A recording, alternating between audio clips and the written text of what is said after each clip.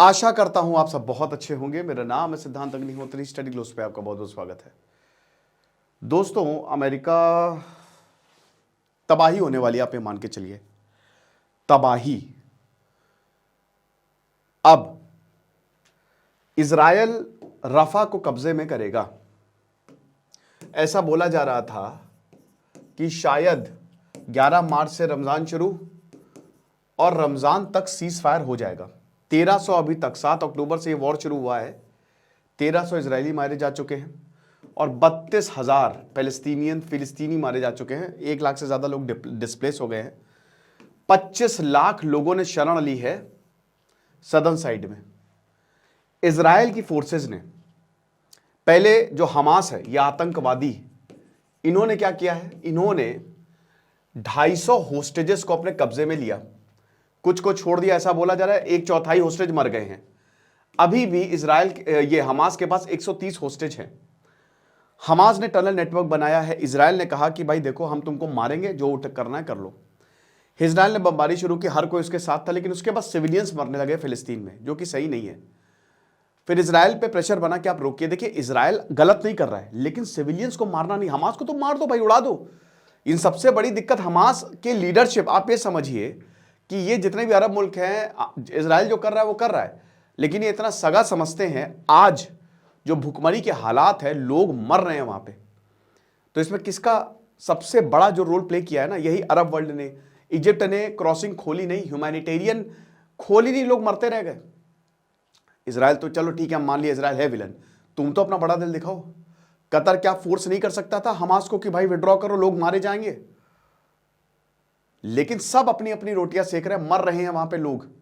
WHO के Tedros आधानोम ने कहा कि भाई पेशेंट्स मर रहे हैं वहां पे, कोई एड नहीं जा पा रही है।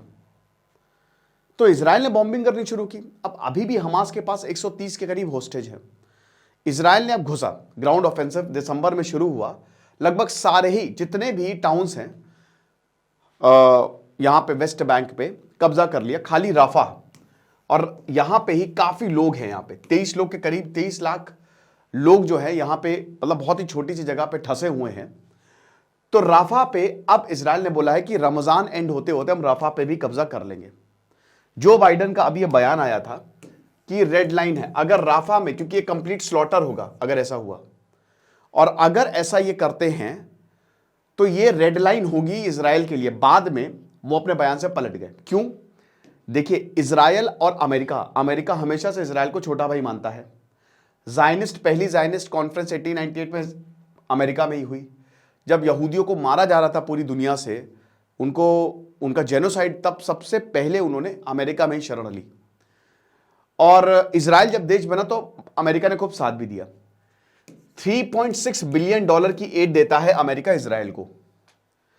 अब यूनाइटेड नेशन में बहुत सारे ऐसे रेजोल्यूशन पास हुए हैं। अभी एक रेजोल्यूशन पास हुआ, इमीडिएट सीज फायर की मांग थी, ठीक है। चाइना और रशिया ने इसको वीटो कर दिया। अब अभी जस्ट एक आया है रेजोल्यूशन जिसमें रशिया, चाइना, कतर सब सपोर्ट कर रहे हैं। अमेरिका ने उसको वीटो नहीं किया। इजराइल भड़क गया। इजराइल कह रहा है कि बहुत भड़का। इजराइल ने बहुत उल्टा सीधा बोला। उन्होंने कहा कि अमेरिका, दिमाग खराब हो चुका है अमेरिका का। देखिए, अमेरिका के इजराइल बात मान नहीं रहा है और वहां पे सीरियसली बड़ी दिक्कत है। मैंने क्या बताया, हमास को मारो, लेकिन सीरियसली वहां पे बहुत बड़ी दिक्कत इसलिए क्योंकि वहां पे लोग मर रहे हैं, बच्चे मर रहे हैं। संडे को ही राफा पे बॉम्ब गिराया, 18 लोग मर गए।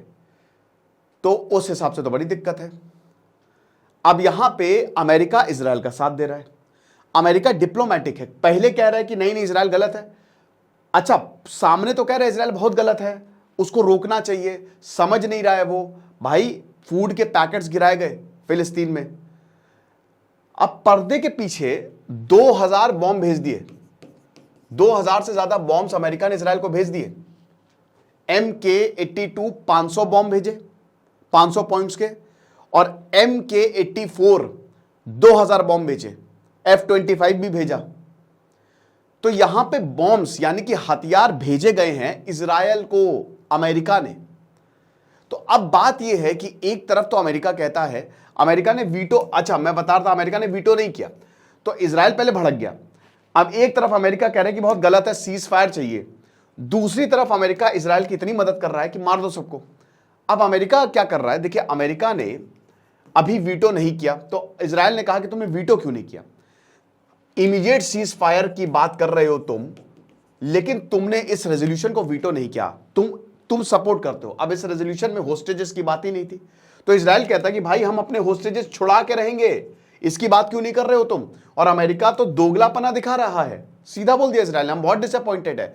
अमेरिका को अगर ये लग रहा है कि हम वॉशिंगटन डीसी जाके बैठेंगे, राफा में जो अभी हम घुसने वाले उस पर बात करेंगे, वो बहुत बड़े डिल्यूजन में है, सीधा बोल दिया। जो बाइडेन तो पता नहीं क्या खाते हैं, क्या पीते हैं, कौन सा नशा करते हैं। एक टाइम पे कहते हैं रेड लाइन है, इजराइल बस गया, अगर इजराइल ने रफा पे कब्जा किया तो बस खत्म, और दूसरी तरफ कहते हैं मैंने ऐसा कब कहा था। अब अभी जो बाइडेन का लेटेस्ट स्टेटमेंट ये है कि भाई रेड लाइन तो है, लेकिन हम इजराइल के साथ आखिरी वक्त तक खड़े हैं। इसका क्या मतलब है भाई? ठीक है, तो वही जो बाइडेन, अभी इलेक्शन आने वाले हैं, इस साल इलेक्शन है अमेरिका में भी, डोनाल्ड ट्रंप की अप्रूवल रेटिंग बढ़ती जा रही, जो बाइडेन की घटती जा रही, तो उनको भी अपनी कुर्सी बचानी है, ठीक है ना। लेकिन दोस्तों राफा पे असॉल्ट होने वाला है, आखिरी राफा बचा हुआ है, वही राफा क्रॉसिंग जहां बहुत सारे लोग यहां पे फंसे हुए हैं। इजिप्ट से बोल रहे भाई दरवाजा खोल दो, तो आखिरी राफा है, राफा पे कब्जा कर लिया एक बार तो फिर पूरा वेस्ट बैंक इजराइल के पास आ जाएगा, ठीक है। अब मुझे ही नहीं समझ में आ रहा है कि अभी तक इनको होस्टेज नहीं मिले, सब कुछ तो इन्होंने इनके कब्जे में है, होस्टेज गए तो गए कहां, ठीक है। और जब तक ये नहीं होगा, कभी कभी लगता है कि इजराइल होस्टेज को वाकई में पकड़ना चाहता है कि सिर्फ होस्टेज का नाम लेके पूरे वेस्ट बैंक पे कब्जा कर रहा है। हमास की तो क्या ही बात करें, ये मुसीबत की जड़, ठीक है। ये अपने आप को वेस्ट बैंक का बड़ा हितैषी बताते हैं, सरेंडर नहीं किया अभी तक। अगर तुम इतना बड़ा हितैषी बता दो, सरेंडर करो। कतर सरेंडर करवाए, नहीं किया, मर रहे मरने दो, कोई किसी का सगा नहीं भाई, ये कलयुग है, ठीक है ना, ये कलयुग है, यहाँ पे कोई भी किसी का सगा नहीं है ना। तो सब अपनी अपनी रोटियां सेक रहे हैं। रशिया यूक्रेन वॉर भी चल रहा है। भारत, एस जयशंकर जो है वो यूक्रेन से, अभी स्विट्जरलैंड में जो समिट हुई, यूक्रेन से मिले, वहां पे वॉर एंड पीस की बात की। तो भाई ऐसे ही है, बाकी जो होगा हम आपको बताएंगे, लेकिन हाँ मुश्किल तो बहुत ज़्यादा आने वाली है। और अभी आप आगे आने वाले समय में दिक्कत होगी। हम तो यही चाहेंगे सीज फायर हो जाए, इमीडिएट सीज फायर हो, ताकि वहाँ के लोगों को मदद पहुँच सके, ठीक है। और हमास तुरंत सरेंडर करो या मारो उसको, ठीक है, या तो हमास को खत्म करो, टनल नेटवर्क खत्म। हालांकि इजराइल कह रहा है कि उन्हें मैक्सिमम टनल नेटवर्क खत्म कर दिया है, अब बचा नहीं है कुछ। लेकिन जहाँ पे 11-12 मार्च तक लग रहा था कोई सोल्यूशन निकल आएगा, वहाँ अभी तक कोई सोल्यूशन नहीं निकला। अमेरिका कहता है कि भैया हम तो देखो 2 स्टेट सोल्यूशन की बात करते हैं, भारत भी कहता है हम 2 स्टेट सोल्यूशन की बात करते हैं। इजराइल एकदम कहता है भैया देखो तुमको जो बात करनी है करो, हमको वो करना है जो हम करेंगे।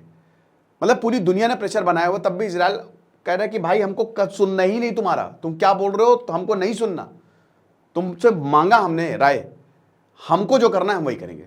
तो यही हो रहा है। खुश रहिए, पढ़ते रहिए। दिस इज सिद्धांत अग्निहोत्री साइनिंग ऑफ। आपको क्या लगता है मुझे कमेंट बॉक्स में जरूर बताइएगा। Thank you so much.